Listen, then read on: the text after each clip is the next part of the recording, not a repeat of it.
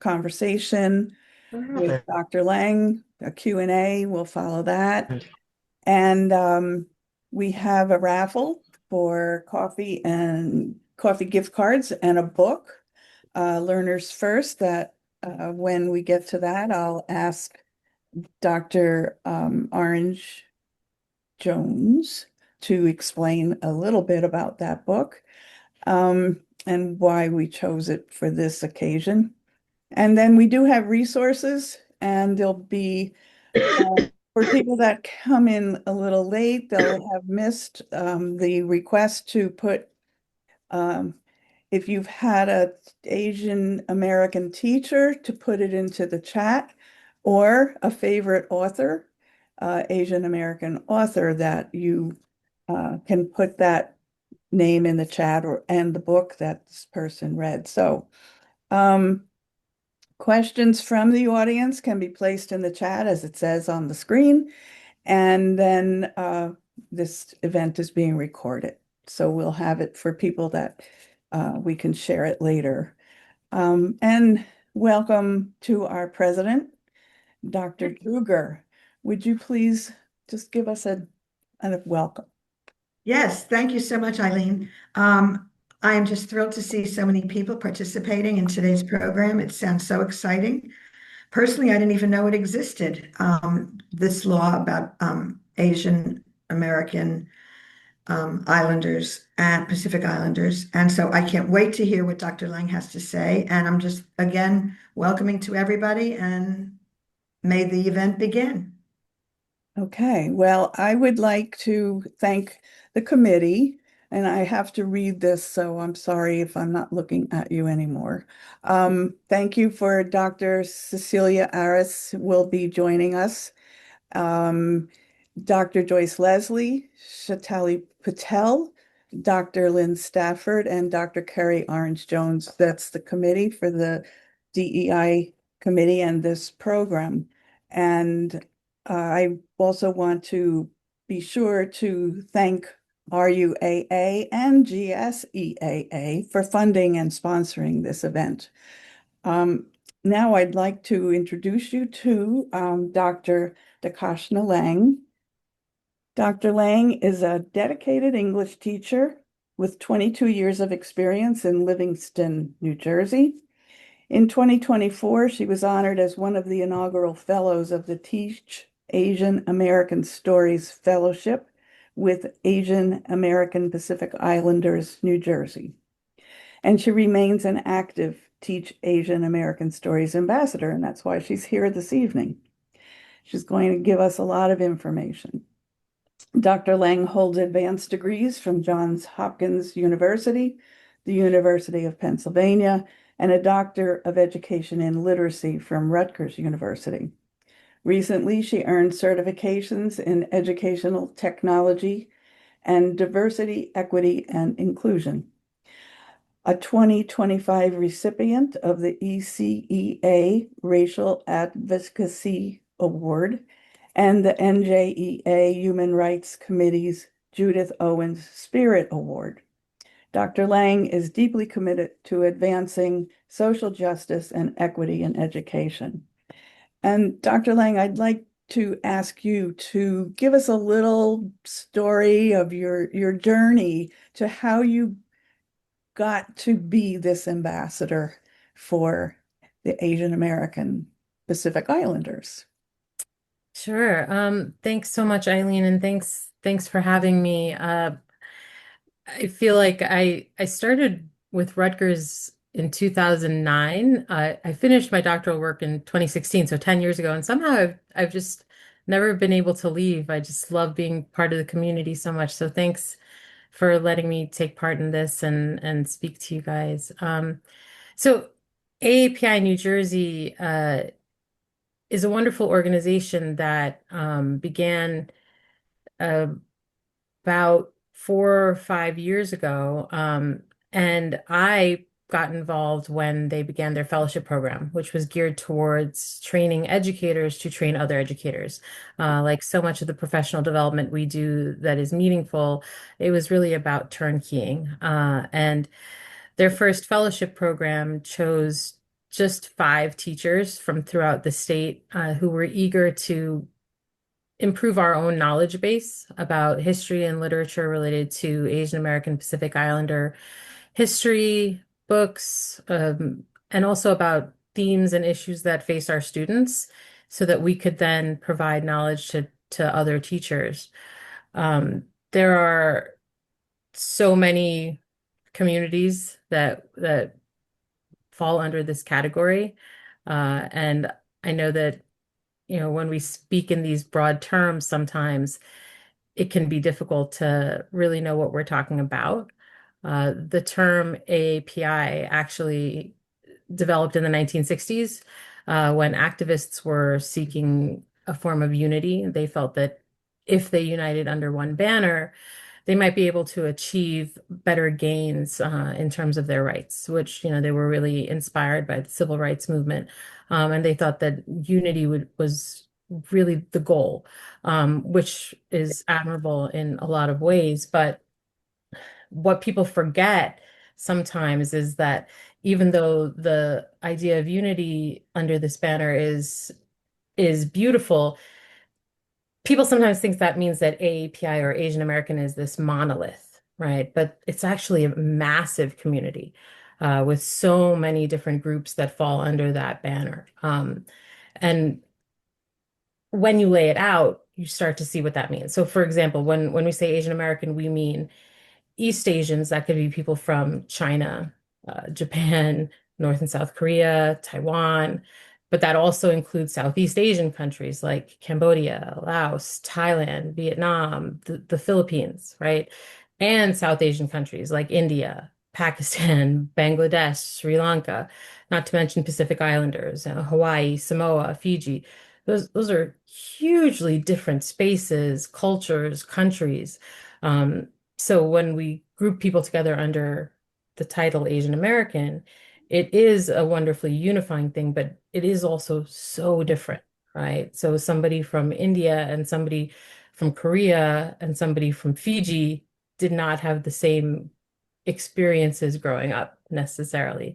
Um, Reason why this is so important, especially when you consider from an educator standpoint, is the kids in our classroom, the people we see who we may be willing to umbrella as Asian American may not relate to that term at all.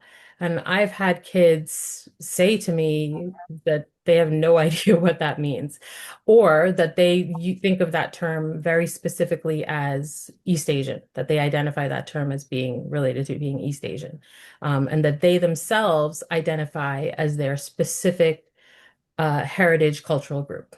And that's how they see themselves. So why does this matter?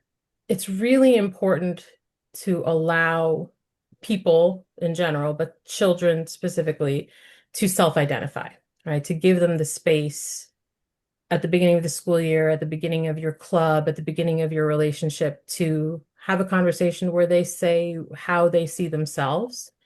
Um, and not maybe they do want to be seen as part of an Asian American Youth Alliance, and maybe they don't necessarily want to be that.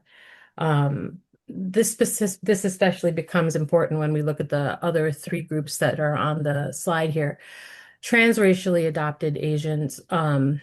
These are students or people, sorry, not just students, but I always think of it in terms of my students, but who are uh, adopted from Asian countries by white families here, specifically by white families here, um, because that creates a lot of layers of complexity. And they may not identify with their Asian heritage at all. They may not have any particular connection to it. They may be on a journey towards connecting to it. They may have just started that journey. They may never start that journey. They may have a fraught relationship with that history. We have no idea, right? So making assumptions by looking at them that they are Asian American or that they are Korean American, that could be a dangerous thing. And I have had a particular student in mind who was transracially adopted, and she was very comfortable with the fact, but she also had no interest in her birth country and culture. She was really happy in her life and where she was, and that's how she viewed herself and her culture. So that's an example of where when we let students self-identify and say where they want to be, um, you know, that's really important. Obviously, she will have to realize that she's going to deal with that identity being thrust upon her throughout her life. So that's another layer of, like I said, complexity that she's going to have to deal with. But then biracial and multiracial Asians, again, this becomes a question of making sure kids have the opportunity to be seen. We cannot know everything just by looking at a child, looking at their name. There's so many questions that might arise. My kids happen to be biracial, and you unfortunately cannot look at them and see me anywhere in them. Not just by looking at them anyway. You have to examine really closely. I mean, they have my hair color and my eye color, but that's not super telling. And their last name is now Lang. So again, that's not super telling. So it's not obvious that they are half South Asian, half Indo-Caribbean, actually. Um, but they grew up in my home, and we happen to live next door to my parents and my sister. So they very much embedded in my culture. So that's their culture, right? And that's a lot of their culture. And so my son, who is not religious at all, sometimes wears a bracelet with Hindu gods on it, just so people will know that he has part of that culture. He wants to be identified that way, even though it has nothing to do with religion for him. It's just so that it's a signal so that people will know. So there's a lot of complexity there. New Jersey is such a beautifully diverse state. Um, and I don't know, I'm not sure if I remember to include this slide, but over 1 million Asian Americans in New Jersey alone. So, we think about adding the biracial, multiracial component to it, then there's a lot of emotions to deal with there too. And then the last one on here is Asian diasporas. Thanks to colonialism, yay, Asian countries have been spread for centuries around the world. So it becomes even more complicated to try to decipher someone's ethnic heritage. I look Indian because my heritage is that. My ancestors came from India, but I am not from India. Have never been to India. My parents have never been to India. I was born in Guyana in South America. But I am Indo-Caribbean because my ancestors traveled as indentured servants from India to the Caribbean when the British needed a replacement for slavery. And so that is my story. But the culture in the Indo-Caribbean community is very much still Indian. There's a lot that has traveled over centuries. My sister actually wrote the book Coolie Woman about that whole experience, specifically about the women and their journey. But it's a unique diasporic experience because it carries with it so much of the old culture to the Caribbean, which then becomes another layer of culture. And then there was a second diaspora to here, America, England, and Canada, where when the students arrive here, teachers will often just, I don't want to say lump them in, but make assumptions about those students, right? Whereas they're not exactly the same. They are different. So, when we say Asian American Native Hawaiian Pacific Islander is the acronym, there's a lot going on in that acronym, right? And I do so love the unity, but we also need to be constantly thinking about the layers that are um, within that. Mhm.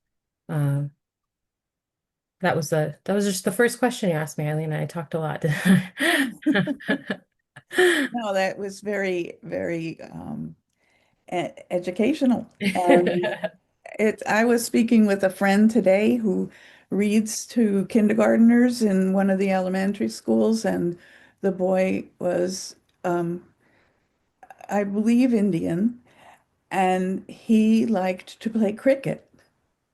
And there was just no books about cricket. And she really had to find a book. So I was explaining that we were having this conversation tonight, and that's why she told me that story. And it's Yeah. just so important to um, just understand those differences and interests. There are only one or two, and I know because my son played cricket for quite a while. And not only am I Indo-Caribbean, my husband is British, so cricket is a big part of Mm. our lives. So yeah, we were searching for cricket books for quite a while. There are not a lot of children's books that you can find here, so there's a market for somebody out there who's looking to write one. But let me go back and tell you a little bit about AAPI New Jersey. Unfortunately, many community groups are sparked by tragedy, which is so often the case. But after COVID, there was a rise of hate crimes against the Asian American community, specifically against the Chinese American community, but it extended beyond that. And many AAPI community groups sprang up around the country in response. After the spa shootings in Atlanta, AAPI Montclair began, and they had a real passion for change in our local community and trying to do that through a few venues. One was activism, one was uh, legal change, one was education in the schools. And, they really gained a lot of support and became AAPI New Jersey, just grew very quickly. Um, and their education arm is the one through which I was able to get involved. They have a complete dedication to trying to do whatever is best for kids, which is so true to the heart of what teachers want, that I really enjoyed working with them. Um, and in over the last few years, they have proven that dedication in trying to send out resources to teachers for free, providing workshops for free. I'll show you a few of those in a little bit, but and they also organize all sorts of ways to get people connected. They, you know, Bollywood dance classes and uh, celebrations for, of course, all of the festivals, but they also try to do some more focused work, community awareness about how immigrants can stay safe in these difficult times, what they need to know, what they need to say, legal help, that sort of thing. So they do have a lot of branches uh, and arms of what they do. Yeah. So the area that I'm involved in with them is called Teach Asian American Stories, and that's the education arm. And it sounds like a no-brainer, I think, for many of us as educators, but it took some convincing, actually. When the law was passed a few years ago, it was a coalition of parents, students, and teachers. Another organization called Make Us Visible NJ was really key to getting the law passed. They've now sort of transitioned into being called the E Pluribus Unum Group. They were crucial, but a lot of students stepped up and spoke to the state government and said, essentially, Asian Americans have been here consistently all along, and we've been part of American history. So why are our stories not told? Why do we not see ourselves in the curriculum? Why are we not learning about ourselves in the classroom? And the student voices were really powerful, I think, for lawmakers to hear, and because they were honest and passionate. And when students do not see themselves, research tells us that when students do not see themselves in the classroom, they're less likely to connect, to learn, and to be successful. Um, so to their first point, it absolutely is American history. So if we want to be validly teaching American history, then we need to be including Asian Americans in that the same way that we would any other group. Unfortunately, it seems that we need to be we need to do this piecemeal. The same way the Amistad Commission and the Holocaust law passed. Just recently, there was a law passed about Latin American history and how that is involved. Latino American history, sorry, not Latin American. So that will also be hopefully included soon. Um, So I just want to add, I think you're going to get to it, um, but the Holocaust, um, there is a curriculum. For the Amistad, there is a curriculum.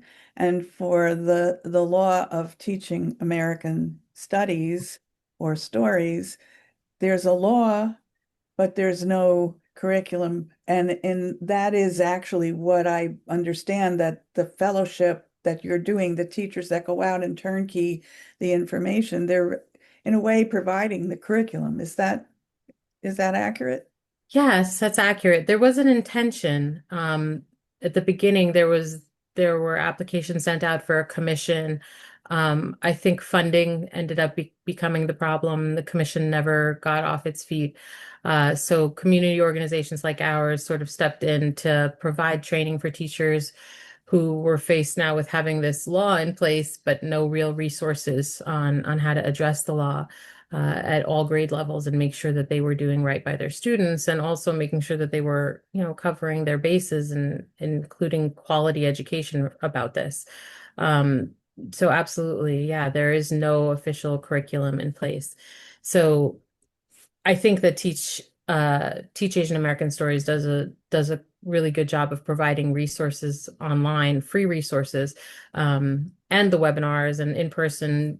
I actually went to a school in Hoboken yesterday, and just did a workshop for teachers who were interested in learning about picture books that they could include. So that's sort of what we do.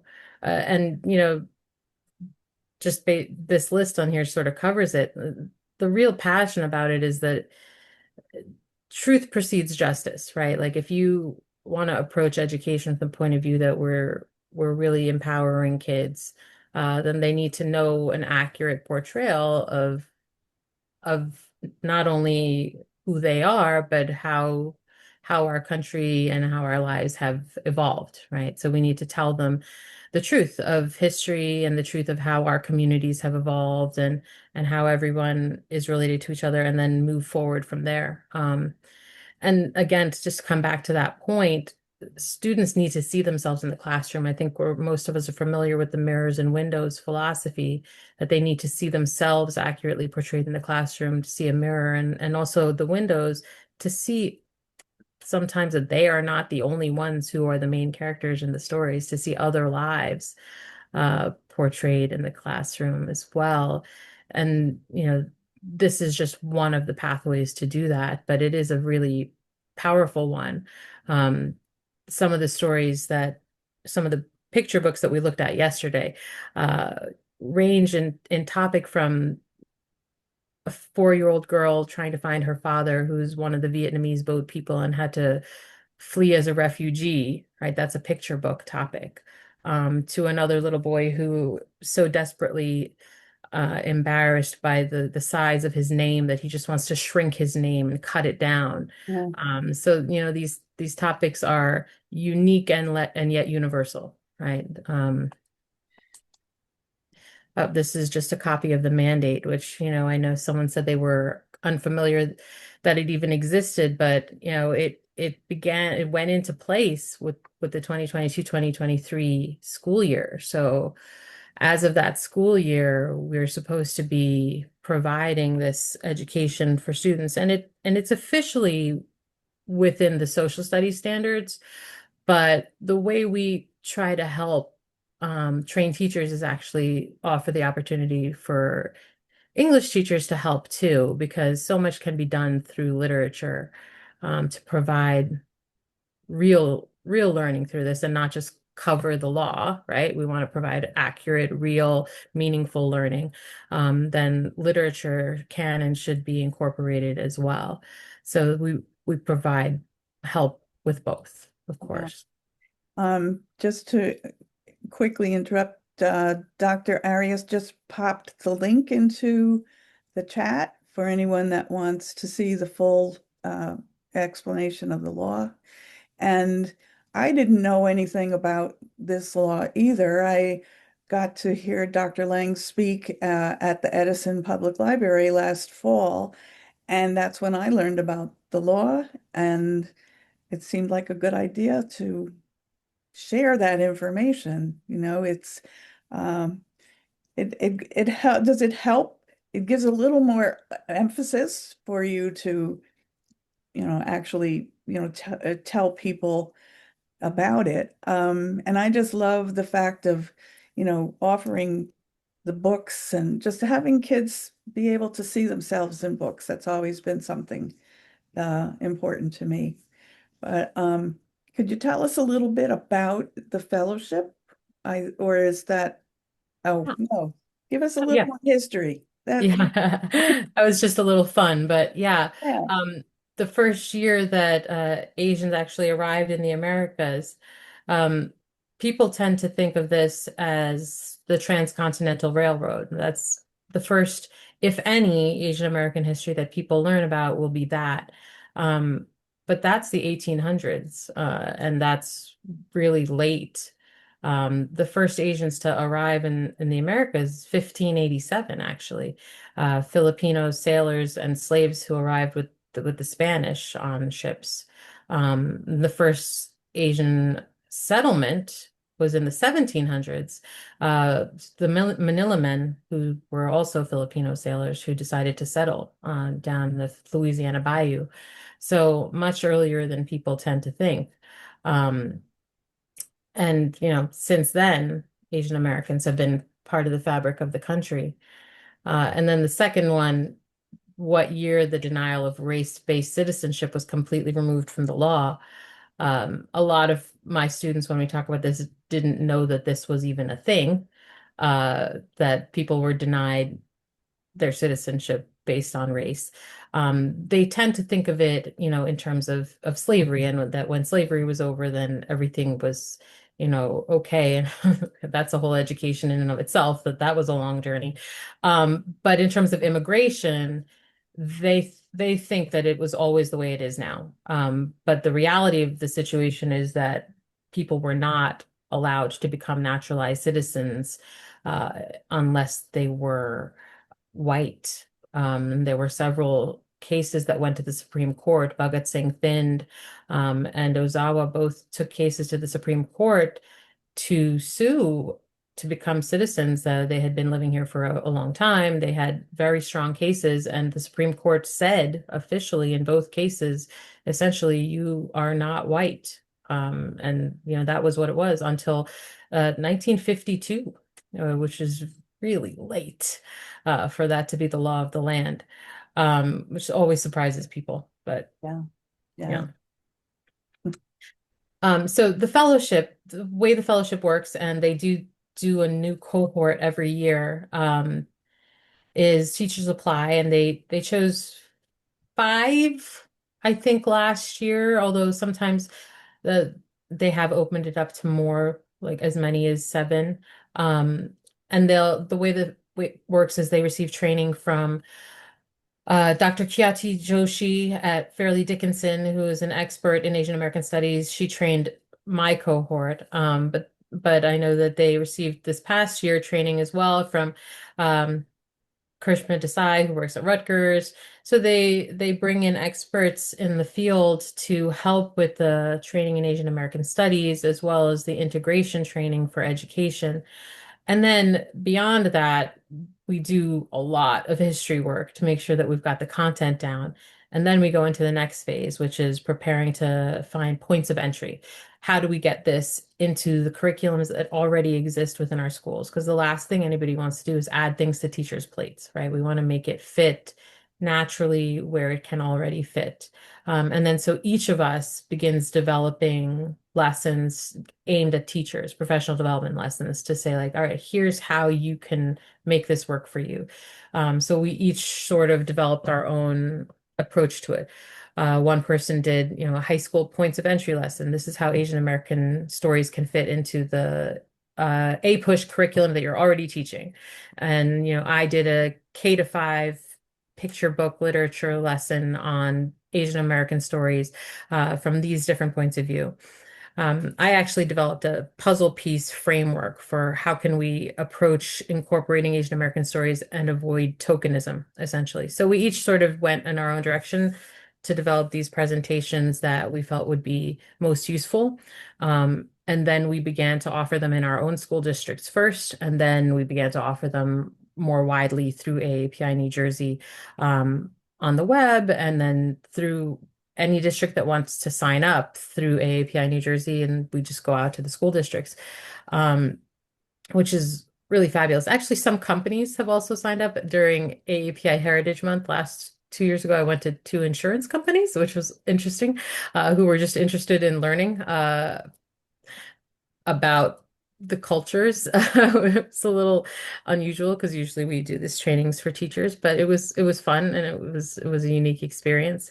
But the best thing I think about the fellowship is that every year we increase the number of teachers who are going out there turnkeying what we know. And then we just have so many more teachers who are able to come up with new lessons and new opportunities and new ways to incorporate the knowledge, new picture books, um, new points of entry for the history teachers.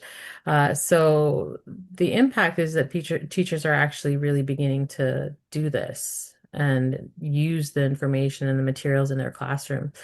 And that's been great to see. And we've had a wonderful feedback with that. A lot of the kids that we've worked with have had really powerful experiences. I was able to petition my school district to start an AAPI studies class at the high school, which began to run just this past fall for the first time, and became only the second school district in New Jersey to do that. So that was pretty awesome. So the fellowship has had a lot of ripple effects, which is great. But again, the most important thing is that any school district can just reach out to AAPI New Jersey and get a teacher to come in and do some training for their teachers. Could you, Uh, there's a question in the chat from Dr. Truger. Um, what the process was or who was involved in developing this K-12 curriculum. In a way, that's what you're describing. It's not an official curriculum, but are there different units, or how did that come about? um, it's not an official curriculum. No, what we try to do is fill the gaps that have not been addressed. So the first thing we did was we went through the breadth of American history as it is covered that is already covered in our standards. So, and then we looked for points within that social studies curriculum where there would be points of entry to discuss how Asian Americans fit into those moments. So that's an already existing breadth of curriculum where there were just people missing from the stories. So that was, I say, simple. Simple in terms of conceptually, it was simple to do because this breadth of curriculum already existed, and we just needed to fill in the gaps. New York City actually has a curriculum written called Hidden Voices that we use. It's free online, definitely recommended. Dr. Joshi was one of the people who wrote it, and we use that to help us with a lot of the initial work. It is profiles of famous Asian Americans that were left out of a lot of history books that helped to shape American history. So we started there with the historical figures and moments, such as, you can see on the screen here, the 14th Amendment and birthright citizenship. Wong Kim Ark, his Supreme Court case was the one that solidified birthright citizenship. Let's hope it stays that way. But and he's a hugely important figure in American history, but you don't really hear much about him. And when you talk about famous Supreme Court cases, that one doesn't come up that much. Mhm. So with moments like that is where we started. And then we sort of branched out from there. So you can see like my one of my presentations on here is Asian American literature in middle school. That's sort of a specialty area of mine. I decided that that would be something that would be helpful to people. So I did that. Whereas one of our other teachers teaching Cambodian American histories and voices, that was like a very specific thing that she wanted to develop that unit. So she did that. So, whereas integrating AAPI histories, curricular points of entry for US history, that's a major one, right? APUSH is a major class that people teach. So we wanted to hit that early on and make sure we got all of the Asian American history points that should fit into a US history curriculum done first. So that's where we started. We started with the American history timeline and fit in the moments that were missing. And then from there, we branched out into other things that were sort of specialties for us that we could do, like middle school literature and things like that. Yeah, yeah. One more question before you move on. Dr. Leslie is asking if Americans that come from Iran, Israel, and other countries that we think of belonging to the Middle East, are they included in this That's a great overview? question. It's debated, and they have actually been campaigning to get their own distinction in those categories that come up on all the forums as MENA, Middle Eastern, Northern African, because they are a uniquely distinct group. And I do think that there was some decision made that that would be a category that would be added. I don't know when that will be added, um, because, obviously there are people who fall within that category who officially live in Asian countries, and some of them officially live in African countries, but their cultures would be more similar to each other than to any other.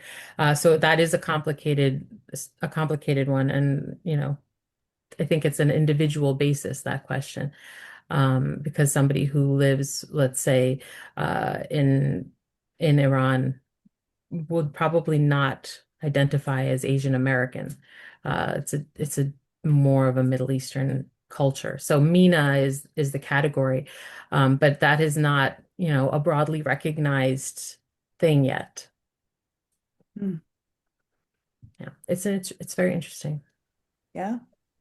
Yeah. So these are some of the other workshops that we offer. Like you'll see on here where it says the model minority myth. That's just an illustration of we do also some theme and culture work because there are issues that face, like in any community, there are issues that are specifically related to that community. The model minority myth is an issue that is specifically related to the Asian American community and very important in classrooms, for people to understand what that is, how it might affect children, why it is actually a dangerous stereotype, even though people tend to say it's a positive stereotype.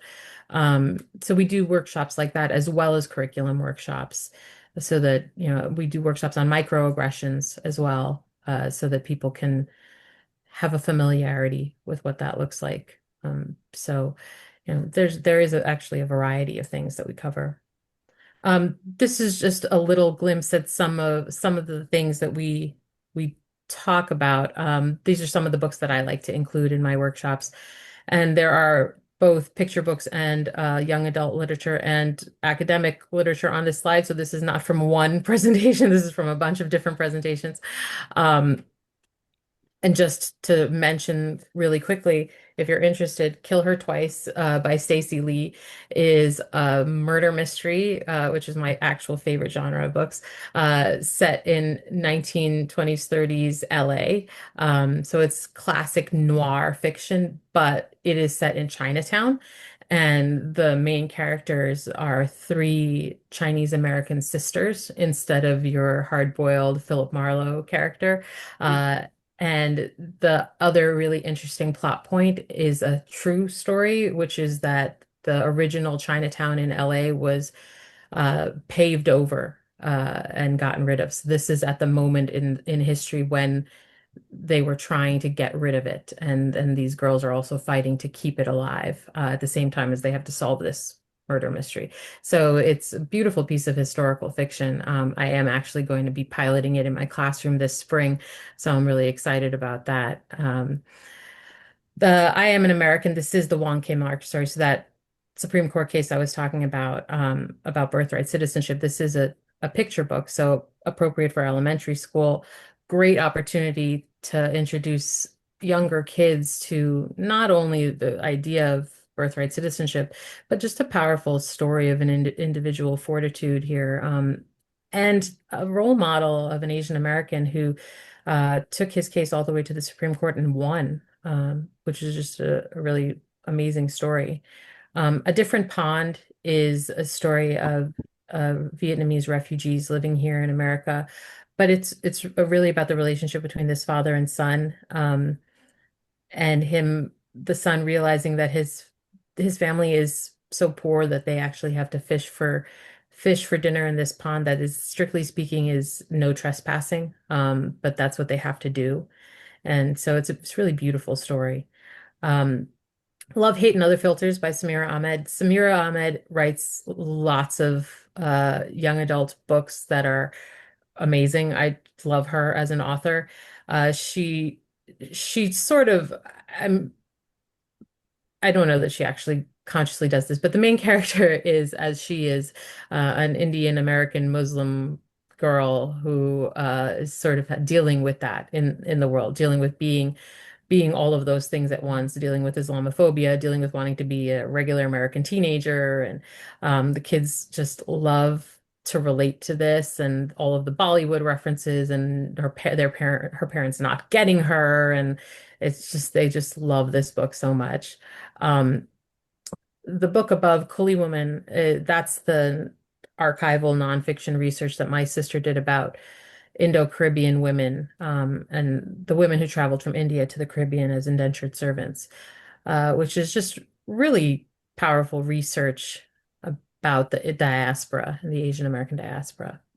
Are these books Everything. on a list somewhere? Is that, or do you provide that list of books? Um, if you go to the AAPI New Jersey website in the education section, they have books that have lesson plans attached to them, and these are some of them. Yeah. Okay. Everything We Never Had is just came out last year, brand new book.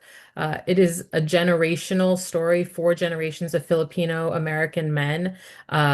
They're fathers and sons of each other. Each of them, when they're 16 years old, we hear their voice, and sort of about generational trauma and their relationships with each other and immigration and identity. And the kids, I introduced it last year. I piloted it, and they just took to it, really loved it. And I think just the different voices and the relationships between fathers and sons and the complexity there really spoke to them.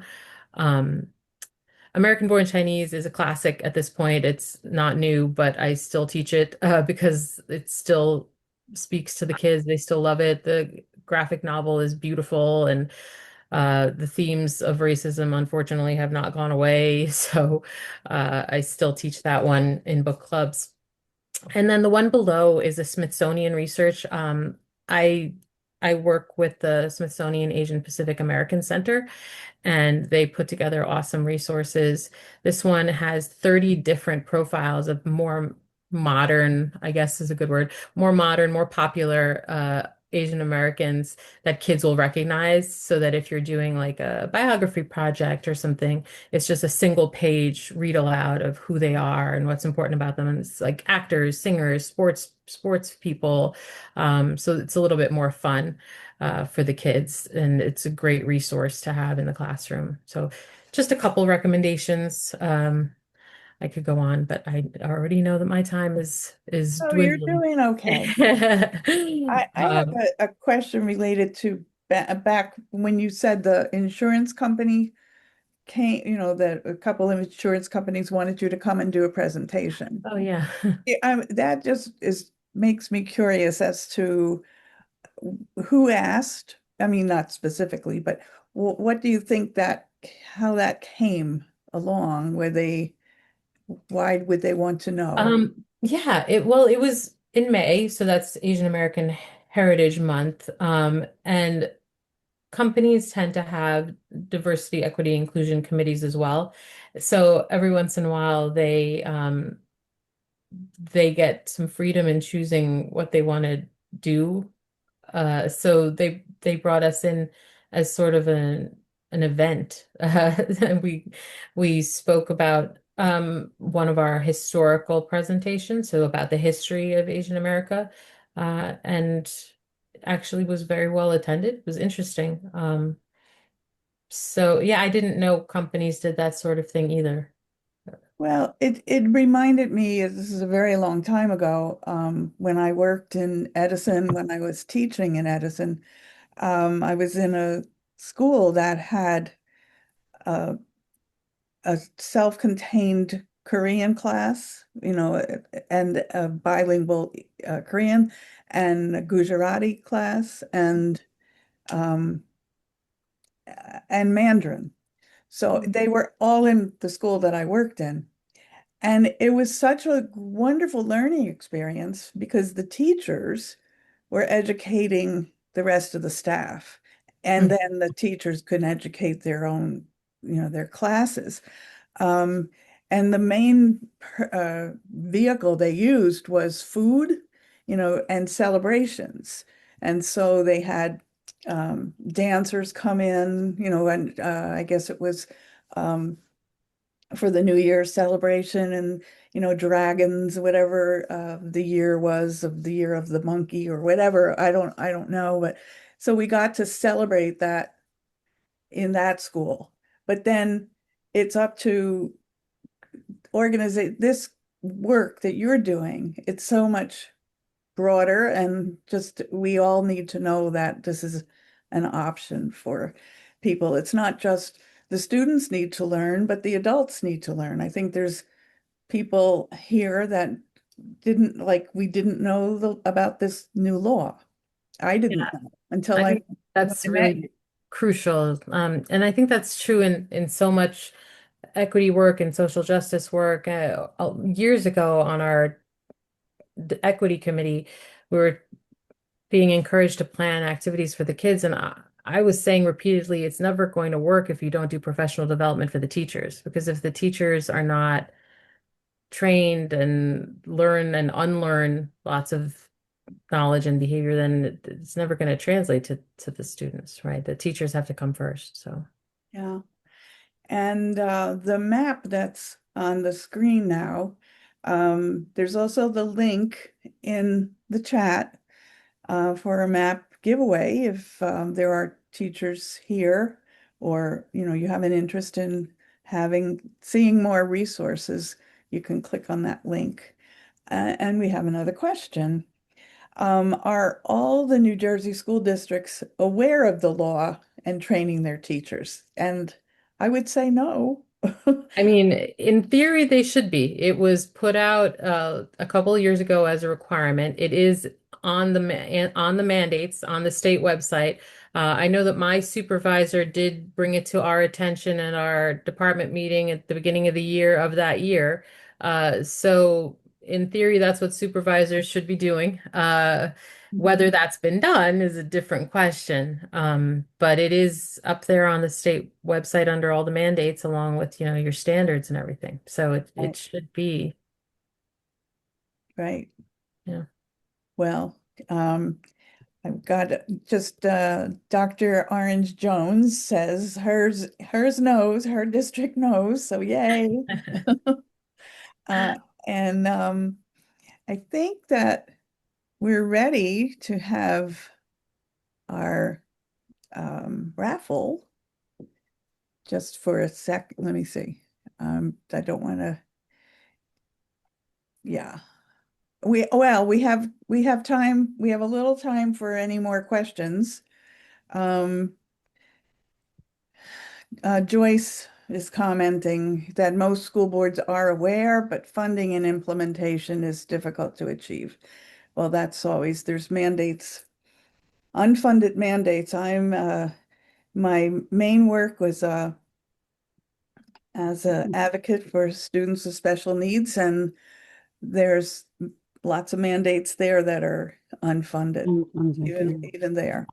So any other questions that Well, just to comment on that for a second, AAPI New Jersey does provide trainings for free, and a lot of the webinars we do are completely free that you can register for. So if teachers are interested and they could join our mailing list and just be on the lookout for them. Right. That's good. So there, Joyce. Um, Joyce is you can get it for free. Right. I think the costs are not the training. The cost is having the teacher. Mm, So I remember I was on a school board in my town, and I remember staying up quite late in the wee hours of the morning to insist that our, I guess it was Chinese teacher, not be cut in half and just half the Chinese teacher because it was all about the budgets for teachers. yeah, Mm, yeah. yeah. Um, Dr. Carrie Orange Jones, can you unmute? Yes. And Please maybe use. we could, there we go. Hi. Hi. So, could you give us a little information about one of those raffle opportunities? Learners First is a book that you have written, co-written with Denise Furlong, Dr. Furlong. But it just fits so well with this topic, didn't it? Um, to an extent, yes, it does. So first of all, thank you, Dr. Lang. I love listening to you. We do a lot of AAP work, AAPI work in my district. In my school specifically, I have a teacher leader, Miss Farella, who's Filipino. She did a fantastic job last year with the assembly. The mayor of West Orange came in and issued us a proclamation. We have Mm. United Asian Voices, so I am going to reach out to you on the side and hopefully make a connection with you. So maybe you can come and visit us this year. Oh, sounds great. Yes, we would love to have you. So Learners First speaks to this work. I'm very intentional about doing DEAI and equity work. West Orange schools where I work. Um, it's so diverse and we have a huge population of everyone. Learners First speaks to everyone who is a novice teacher how to incorporate a lot of these practices into teacher arsenal, especially our novice educators, because we do see a lot of them, they student teach, and but the day to day, they don't really, in my opinion, get a lot of that knowledge when they're student teaching. I was an alternate route teacher, so a lot of what's in this book is things that I wish people have told me, in 1997. But more importantly, just being able to create a classroom environment for our different learners. I don't like to use the word disabled. I like the word disabled because all of our students have unique abilities and talents and needs, from the gifted student to the student who has an IEP to the student who comes from a different background, whether you're AAPI or African American or Jewish, it runs the gamut. And this book speaks to a lot of those practices that will help novice educators. So I am going to raffle it off. And if anyone, whoever the winner is, I'm going to need their address and I will mail it to them on my own. And then the same with the Starbucks gift cards that I'm going to donate. I just need an email address and then I could send a digital card. So whenever you're ready, I'm ready. Okay, we're ready. Okay, so I'm going to have to share a screen. Am I able to share? I Let me unshare. Okay, thank you. Isn't it cute? I do this every week at school. Um, I get raffles for my teachers too because, everybody's so unhappy. But anyway, so this will be for the book first. Okay, we have to have the whoever has to be present. yeah, this is I think the whole list of 37. So Oh, that's, yes. yes, Roberta Kenerick. Is Yeah, Roberta here? yes, she is. Oh, All that's good. right. All right. I'm excited. Thank you. Okay, so Thank you. all right. So then what I will do is in the chat, I'm gonna drop my email address and I need Roberta to reach out to me so she can claim her prize. I shall. Thanks again. Okay. Let me do the second one, the gift card. And I Yeah, do believe I have email addresses that was sent to me for people who registered. So right. gift card.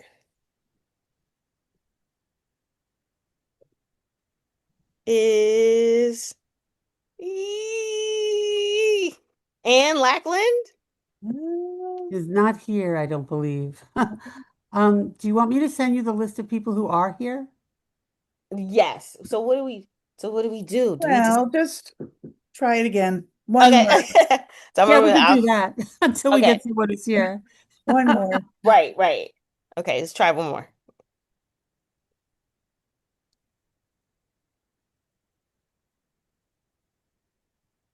Ooh, That's me. Joyce Yay. That's Leslie. me. All right. So I know I have your email address. All You do. Well, right. thank you. And Yes. we did have 37 registered, and this is recorded, so Mm-hmm. we will be able to send the recording to all that did register. That's And really great. I think so, that's great. so they'll still get all this great information. Mm-hmm. And I wonder if we could unshare and reshare Dr. Lang's screen so we can Okay. just take one more look at the resources. Mm-hmm.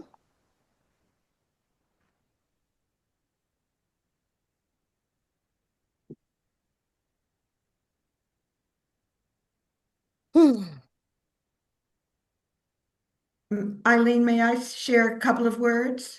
Um, Or, yes, last yeah, words. yes.